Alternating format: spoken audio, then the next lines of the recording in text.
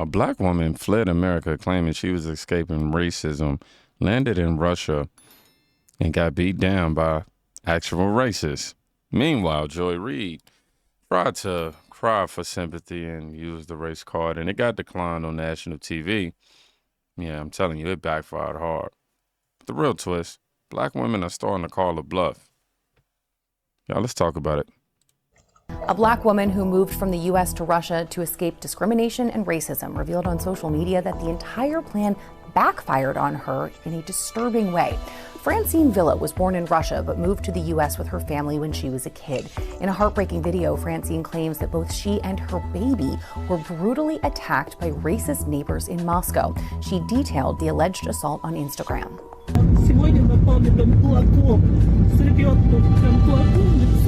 Now, the fact that the attack occurred in her homeland is an extra painful blow. Villa had previously spoken about her move in the 2020 documentary Back in the USSR, which aired on the Russian state media channel RT. Villa said that her great-grandfather George Tynes, who hails from Virginia, worked as an agriculturalist after moving to the Soviet Union in the 1930s. Now, much of her family still lives there, but at a young age, she moved with her mother to the United States. It was there that she spent most of her life until experiencing what she described as a traumatizing experience with police. Villa explained in the documentary that she'd approached officers for help during an emergency, but that they turned on her instead, throwing her to the ground. It was then that she decided it was time to leave. That was back in 2019. Here is how she explained it. Quote, "Why did I make up my mind to move to Russia? I wanted to leave a country where I was facing discrimination. After a year living in Moscow, she told RT, quote, I feel free living in Russia because in Russia, no matter what time it is, I can walk outside and I'm safe." 5 years later, that proved to be a fantasy. Following the alleged attack, Villa took to Instagram with blood still on her face, saying a couple in her apartment building beat her with fists while she was with her 2-year-old and yelled racial slurs at her in Russian. In edited footage shared by Villa of the incident, the couple can be seen arguing with her in the hallway of her building, threatening to throw out her belongings while she was seemingly blocked from entering her own apartment. Вы в России давно живете? А у вас прописка есть? Дай мне войти в мою квартиру. Прописка есть? Почему вы ко мне на «ты»? Я не могу выйти и входить в свою квартиру. Напугает моего ребенка. Кого? Он пуганный, плачет, бедняжка. Да, зайка, ты плачешь, да? Плачешь, зайка. Now, she accuses her neighbors of changing the locks, cutting off the electricity, and even tossing her baby's stroller down the stairs. She also claims her child was left with bruises following the incident. In footage taken from a hospital, Villa can be seen weeping in distress in the aftermath of this alleged attack. She says she's filed complaints to the police, but claims they aren't helping or responding. First, let me say I don't condone violence, nor am I an advocate for racism whatsoever. And my condolences. Well, I don't think you would say that, but I'm wishing her and her, baby speedy recovery. But just to point out the facts of what I know from the context I was given, she traded a country with civil rights, constitutional protection, and for freedom of speech. For one, she got beat by neighbors, and from what I'm looking at, basically they said, deal with it. The state looking like, hey, And because she believed the lie America is the most racist place on earth, this is what it's come to. But let's be clear. Racism, it exists, sure. But nowhere else on the planet, at least to my knowledge, from what I'm seeing, gives black people more opportunity than America. You're free to chase whatever dream you want here. You're not guaranteed equal results, but you're guaranteed the right to try.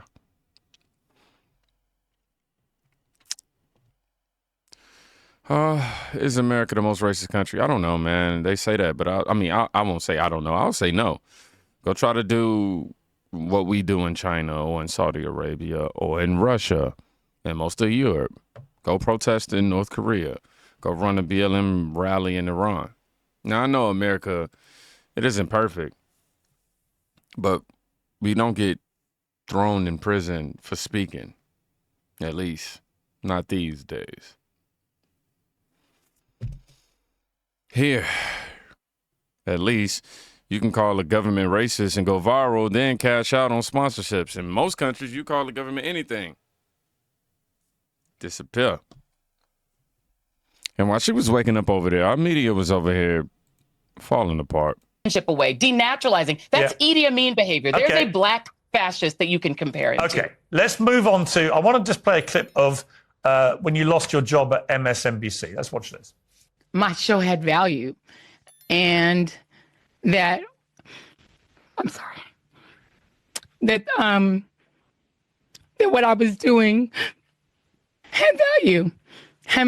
And in the end, I'm sorry, I try not to cry on TV. And whether it's talking about any of these issues, and yes, whether it's talking about Gaza and the fact that we as the American people have a right to object, to little babies being bombed. And I am not sorry that I stood up for those things, because those things are of God. And you know, I'm a church girl too, and those are the things that I was taught were of God. And so I'm not sorry. I'm just proud of my show. Now, look, you're perfectly entitled to be proud of your show. Many people enjoyed your show for many years.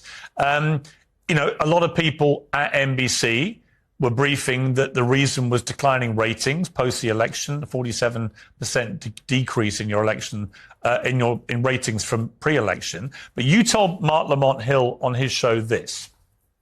After I said on my show that the reason Americans could relate to Ukrainians in a way that they didn't relate to Palestinians, that Ukrainians are white. And so watching white people get their schools bombed was, you know, hit different.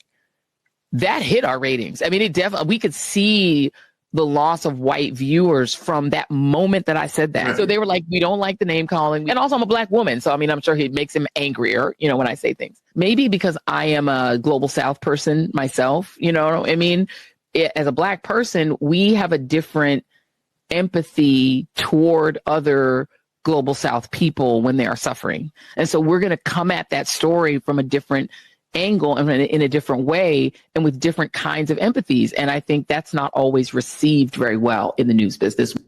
Now, Joy, I mean, look, let's be honest. I don't think you were fired after all those years because of your skin color or because you're a black woman. I think you were fired because your show just got increasingly unpopular. It happens all the time on TV. That's why you got let go. Why play the race card? First of all, yeah, before I let her speak, remember how I told y'all Democrats love to project. They like to claim that we're doing to them with their. Just listen. I love the fact that your play the race card is your version of the race card. You literally are so fixated on trying to racialize conversations with me, Piers. I find it actually quite charming. You racialize more conversations in your tenure at MSNBC than any host in history. All right, Mark. All right, Piers. And the bottom line is you take an entire conversation that I had with Mark Lamont Hill and pick the bits that you can racialize because this is your shtick. And I get that this is your shtick. You racialized everything, Joy. Come on. I get it. I understand this is your shtick, Piers. And listen, game recognizes game. I get this is it's your not game. My shtick. And the bottom line, it was your it shtick. It is your shtick, and everyone knows your that it is. Piers, we understand what it is. And it is so interesting to me that you yourself, as a white European, find that when people of color talk about race, that you believe is racializing conversations. But when people like you fixate on, well, Barack Obama was a black president, why don't you object to that? That is racializing a conversation about the former president of the United States. But you can't put your, and I'm sure you find that charming and funny. I find it hilarious because you're the one. You're the one who said Donald Trump. You and your friend Donald Trump. You said Donald Trump is a white fascist. Are so he is a well. I agree and with yet Mark when Obama Milley, did the same thing, last time I checked, is I'm not allowed black. to mention his skin color. I agree with his former chief of staff, who last I checked was not black and said he's fascist. And Mark Milley said he's fascist to the core. Okay. So I happen to agree, and I know this is what it's important to you, with two very white gentlemen about Donald Trump's fascist tendencies. Okay. If that makes you sad and uncomfortable, I can't help you. No, yes, it made me sad and uncomfortable. I think it makes you a little bit of a hypocrite, but that's different. She thought she ate right there at the end. Look, Joy Reid didn't get fired because she's black. She got fired because nobody watched her anymore. The show tanked. Arguments got stale. Messages got hollow. And the ratings collapsed. And now she plays the race card again. And when free-thinking black people speak up, this is how the mob responds. Why is it that when you ask some black folks on the Trump train why they support him, the first thing they do is trash black people? It's never about policy. It's not about strategy. It's black people are lazy. Y'all love being victims. Democrats keep y'all on the plantation. Really? Your support can't even stand on its own. It has to stand on the backs of your own people. You talk about free thinking, but all you're doing is repeating white conservative talking points that were never made for you, just marketed at you. You call it freedom, but it looks a lot like performance. And this whole colorblind thing, it's a lie. Because the moment y'all show up with blacks for Trump shirts and photo ops, suddenly race matters again. Suddenly your blackness is useful as long as it's obedient. But when we talk about redlining, mass incarceration, underfunded schools, generational poverty, now you want to pretend none of this is real? See, you can support whoever you want, but if your support requires you to downplay or deny the truth of being black in America, then it's not support. It's submission. And here's the question you can't answer. What has Trump actually done for you? Not what has he said, not what has he promised. What has he done tangibly, specifically for you or our community? I'll wait. Because while you're busy defending him, he's too busy defending January 6th criminals, calling for political revenge and protecting billionaires. He's not thinking about you. So again, support who you want. But don't sell your soul trying to be accepted by people who only value you when you're quiet, compliant, and useful. And again, don't forget to ask yourself, what has Trump done for you anyway? Okay, great. I accept the challenge. All I ask is that when I respond to this level-headed, that you listen to it level-headed. Because I'm not going into it with any sort of winding me up or anything. Nobody's telling me to say any of this. But he asks, what has Trump actually done for you, for me, basically? Not what he said. Excuse me. Not what he said, not what he promised. What has he done tangibly, specifically for you or our community, he asks.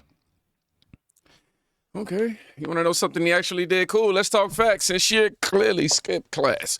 All right, Trump signed Criminal Justice Reform, the First Step Act. Thousands of black men came home early, reduced mandatory minimums, ended 3 strikes life sentences for nonviolent offenders. Obama had 8 years to do that. He didn't. Biden helped write the bill that locked us up. Trump reversed it. Okay. 2, permanent HBCU funding. Obama never made HBCU funding permanent. Trump did. He signed the Future Act so HBCUs don't have to beg Congress for crumbs every year. Nah, that's not talk. That's right there. That's called law now. What about the black unemployment at an all-time low? Pre-2020. Before the pandemic, black unemployment dropped the lowest it had ever been recorded.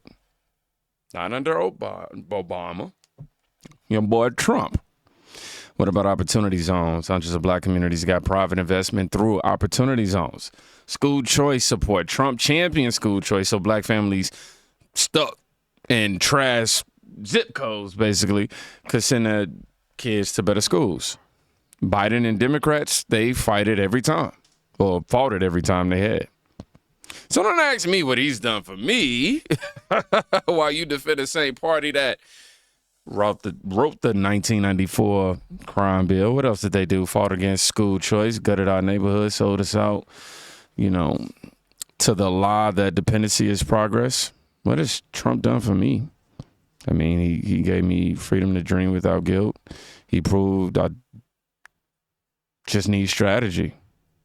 Not the Democrats making themselves to be the savior. And it's men like you who tell black people that they're slaves or still slaves when they're actually holding the key. Shame on you, my friend. Shame on you. But I hope that answers your question. I hope that definitely gave you enough, enough of a response. And the women, that you be claiming you speak for, the black people, are calling that loud directly. Today's definition of racism has really been distorted by black people. Black definition of racism is telling them to have the ounce of accountability, be civilized, just basically be civilized. Put the real definition of racism, the real meaning of racism, not the distorted, overly woke definition. Go as far as to saying the police are racist for pulling them over for a suspended license. Y'all seen the cop videos about how, it's because I'm black. You're driving on a suspended license. You're not listening to the cop. You're not providing ID. What do y'all expect when you don't listen to the cops? That's just another thing. White people existing is not racism. Them existing next to you is not racism. I know slavery happened, yeah, but you can't keep blaming today's white people for that. You can't keep going out saying, this for slavery, or attacking people for what happened years ago. Exactly. She said what needed to be said. Racism, used to actually have a meaning. It used to, but now it's a buzzword. A get out of accountability free card, if you will. We've been seeing race cars get declined all across America. I mean, you're not oppressed because someone expects you to be on time. You're not a victim because someone told you that you need to follow the law just like every other citizen here in America. It's not about race anymore. It's about maturity. And real black voices, not the ones begging for victim points, are done with the excuses. You see, when you strip away the slogans, the hashtags, and the media panic, you're left with this. A generation waking up. Black women, black men, no longer running from the truth. They're running towards it. And that's what scares these Democrats and radical leftists the most. We all know that. I mean, so here you ran from America thinking you were escaping oppression, but all you did was run from your own freedom. And while the media gas lit you, the real ones, we stood our ground because we never needed permission to be free. And we sure as hell don't need the pity to stand tall, stand 10 toes on it, okay? Same thing. We don't follow the narratives. We break them. Stay sharp. Why can't I talk right now? I ain't gonna lie. I'm a little giddy right now. I got my kids over here and they looking me dead in my eye. And for whatever reason, they ain't saying nothing. They just looking me dead. And for whatever reason, it's a little, I don't know. I got to get used to it if I want to do this commentary thing. Imagine if I was on the news channel trying to do this. All the lights. Woo. Anywho, y'all be safe. Go check on somebody today. You can quite literally be saving their life. Peace. I'm finna FEE job.